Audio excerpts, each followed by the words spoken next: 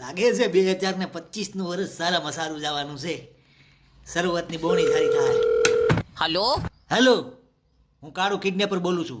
તારો છોકરો મારા કબજામાં છે. પેલા તો ઈ કે એવડો મોટો કબજો કયો દરજી સીવે છે થી મારો છોરો તારા કબજામાં હમાઈ ગયો. અરે કબજામાં એટલે મેં તારા છોકરાને ઉપાડી લીધો છે એમ. તારી માએ તને ભેંસનું દૂધ પાયું હોવું જોઈએ, બાકી મારો છોરો કોઈથી ઉપડે નહીં હો. પૂરો 70 ને 5 કિલાનો છે. ધન છે તારી જનતાને. અરે કેમ સમજાવું આને?